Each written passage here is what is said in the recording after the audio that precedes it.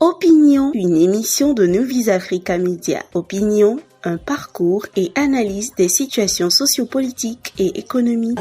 Mesdames et messieurs, soyez les bienvenus dans cette émission. Nous allons au Bénin. Le Bénin est connu pour sa pratique de la démocratie est aujourd'hui en proie d'une crise sociopolitique sans précédent.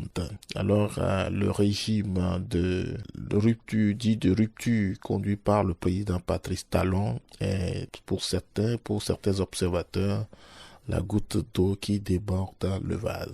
Ces observateurs s'appuient sur le fait que plusieurs réformes ont été opérées qui mettent en difficulté le fonctionnement des partis politiques. Élection présidentielle 2019, élection législative de 2019, élection présidentielle de 2021, marquée par des violences et des arrestations. Joël Laïvo emprisonné, Madougou emprisonné et quelques membres de l'opposition emprisonnés. Certains ont été libérés. Joël et Madougou toujours en prison. Plusieurs opposants encore en exil.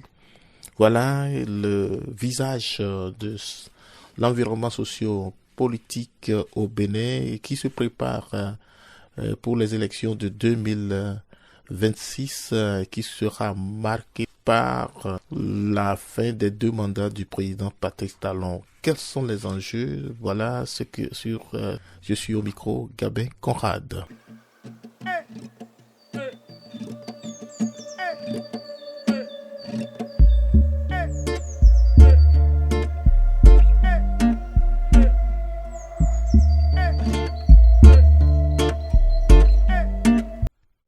Parlant de la crise de la situation sociopolitique au Bénin, voilà ce que nous dit M.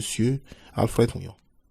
Je ne crois personnellement pas à tout le système parce que le système est confus et opaque. Il est difficile d'apporter un quelconque crédit au système politique administratif. Parce que les gens sont dans une dynamique qui est une dynamique de survie. Tout le monde est dans la subsistance. Et quand les gens sont comme ça, ils ne réfléchissent pas. Ils se disent, bon, je n'ai pas le choix, je m'y accroche. Donc pour ça, moi je pense que les grands enjeux pour le régime actuel, c'est de se battre pour rendre dignes les gens. Il n'a qu'à rendre dignes les citoyens. Je ne lui demande pas de sélectionner ses amis qui ouvrent des stations, non. Quand je prends le cas, par exemple, des stations d'essence, c'est arrivé comme ça. Vous avez vu que ceux qui sont dans l'informel, le gouvernement n'a pas fait l'effort de les répertorier. On a aujourd'hui la chance d'avoir les GPS. Ce n'est pas les Africains qui l'ont fabriqué, même si c'est une loi qui était au début. Ce GPS peut être utilisé pour cartographier dans les rues le regroupement des vendeurs d'essence frélatée de bord de route. Et on leur crée une fédération, des organisations pour les transformer en des gens du secteur informel et ouvrir les stations avec eux sur des coopératives. Vous avez vu que le gouvernement a raté. Il a raté, les gens sont toujours dans l'informel et le gouvernement est en train d'ouvrir des stations. Et ces stations-là ne vont pas recruter ceux qui sont dans l'informel, qui en réalité contribuent à l'économie, qui ont été les meilleurs à faire les meilleurs choix d'emplacement même de vente de l'essence. Il suffit de les regrouper et de leur donner un pli et de formaliser le mode d'approvisionnement du carburant. Donc on a des systèmes très faciles pour en finir avec l'informel. Mais on utilise une ruse rageuse, cruelle, pour t'amener sur ceux qui sont dans la misère et dans la survie. Et le plus riche veut prendre le relais et être le bénéficiaire unique. Ça ne marche pas. Là maintenant, il y aura des affrontements. Le gouvernement va monter les prix. L'essence de la rue est à 1 euro. Et à la pompe, je ne sais plus combien. Il va créer toutes les politiques nuisibles pour que ces gens-là, qui sont en réalité ceux qui ont toujours fait de la petite économie pour financer les enfants qui deviennent des policiers, police républicaine, ils sont pratiquement tous des parents vendeurs d'essence, douane et consorts. Donc le système est là, c'est le serpent qui se mange la queue. On ne veut jamais rendre ça formel, on veut toujours rester dans l'opacité et créer des conflits inutiles qui vont engendrer plein de morts. Voilà ce que nous dit Alfred Ouillon sur la situation économique du Bénin avec la vente de l'essence frelaté et qui est aujourd'hui une des principales activités qui permet un soulagement des populations. Donc à ce niveau, il y a encore beaucoup d'efforts afin à revoir un peu les dispositions pour apporter un soulagement aux populations. Voilà ce qu'il nous dit. Et on retourne encore avec son analyse sur la vie politique. Enjeu pour les élections à venir, effectivement, nous avons régi le cycle de nos vies en Afrique et principalement au Bénin par des séquences quinquennales de semblant de changement, de paradigme qui ne changent pas. Donc, on va encore aller à cette messe, à ces gens de folklore et les résultats comme ça. On va interdire à tous ceux qui vont publier les résultats et on va se retrouver dans une situation conflictuelle sans conflit où c'est quelqu'un qui n'a même pas supervisé qui donne les résultats. Voilà, ramener le connu et l'inconnu vers la lumière. Voilà, on continue. Connu et l'inconnu vers la lumière. C'est ça normalement un pays. Et on n'a pas ce caractère. La caractéristique là ne marque pas l'Afrique noire. Et c'est ça que les Sonko ont fait. Je ne vais pas ramener le débat ici.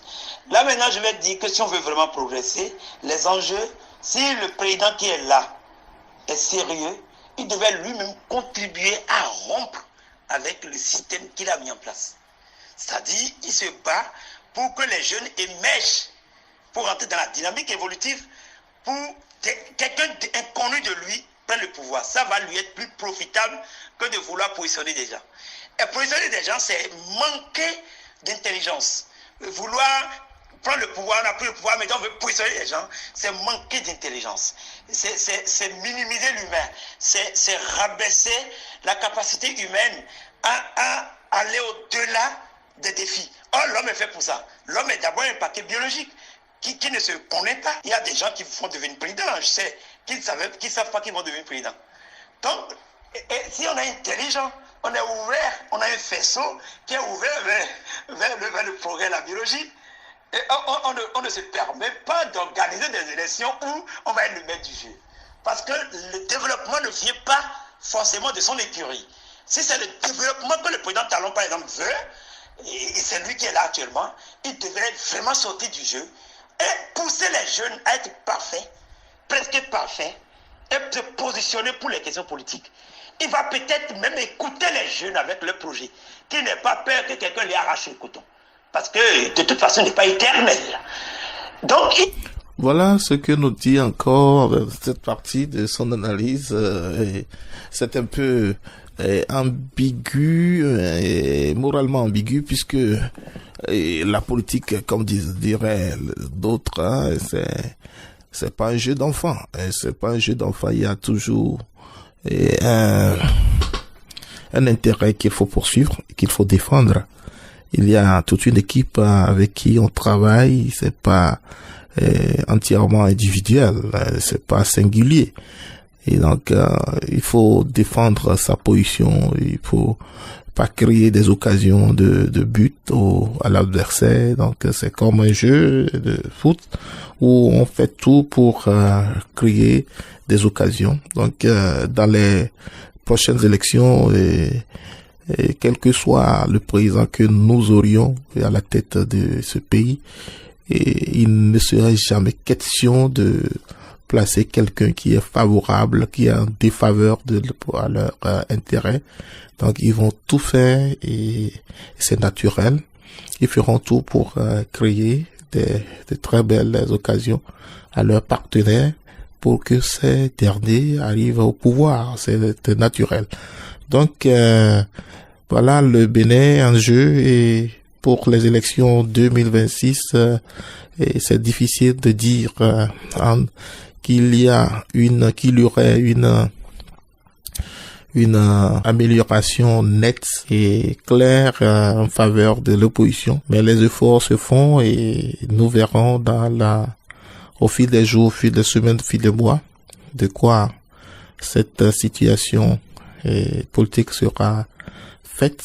Et notre souhait, c'est de voir le Bénin reprendre les ailes, et décoller et reprendre avec sa pratique de la démocratie apaisée avec la participation de tous les Béninois dans une atmosphère de fraternité, de compréhension, de tolérance, et pour que les esprits soient apaisés et pour que ce pays redevienne stable dans la sous-région. Merci donc à vous tous de nous avoir suivis. Et nous ne pouvons pas tout dire puisque nous n'avons pas le monopole de la vérité. C'est juste des opinions qui sont développées, qui ne reflètent souvent pas les réalités sur le terrain. C'est des approches et donc à travers ces approches, on essaie d'examiner, d'analyser, de parcourir ces symptômes pour